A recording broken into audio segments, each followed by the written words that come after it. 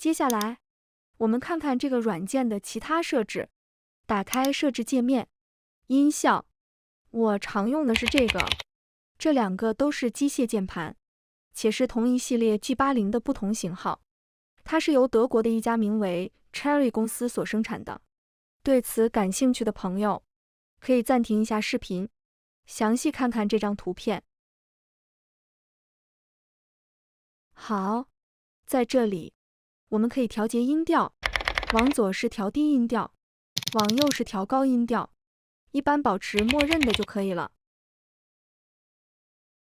点击打开音量合成器按钮，在这里可以对这个软件音效进行单独的音量大小调节。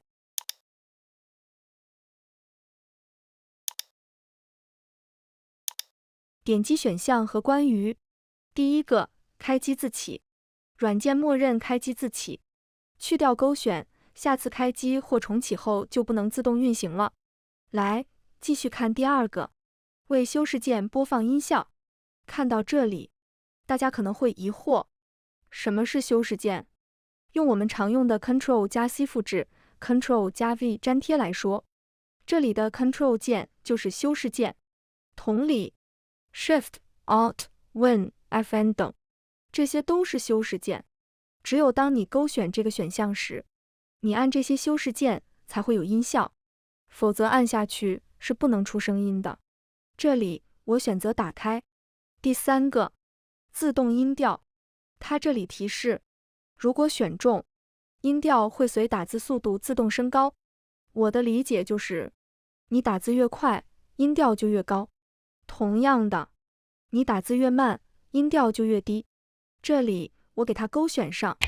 来看最后一个，为模拟按键播放音效，这个是系统默认勾选的。我们在任务栏处，鼠标右键，点击任务栏设置，这里有个触摸键盘。我们点击始终，这时任务栏右侧会出现个键盘图标，用鼠标单击打开它，接着点击上面的键盘按钮，会发现它也会发出声音。以后即便没有实体键盘，也能用鼠标愉快地打字呢，而且还会发声。至少在没实体键盘的时候，音个级还是可以的。好，我们打开之前最小化的浏览器，回到这个软件的官网，看看它的更新日志。这里我只讲两个地方，就是第2条和第3条，其他的刚才多数已经讲过了，无需多言。先看第2条，简单实用的 UI。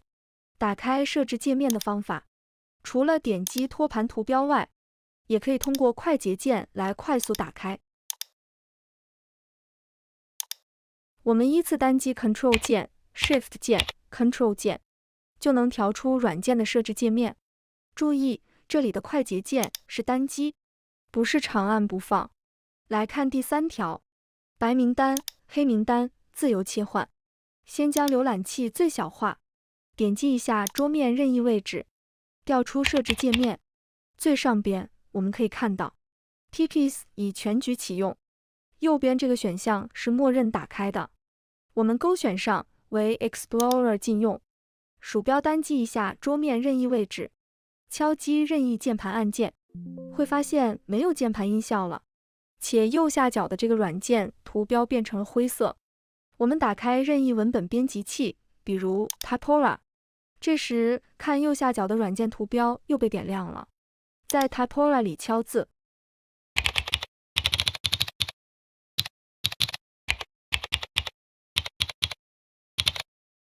又能听到键盘音效了。我们把这个 Typora 也禁用一下。再打开另外一个文本编辑器，比如系统自带的这个微软便笺，这个时候在 Typora 里敲字就会没有声音了。在微软便笺里敲字就会有声音。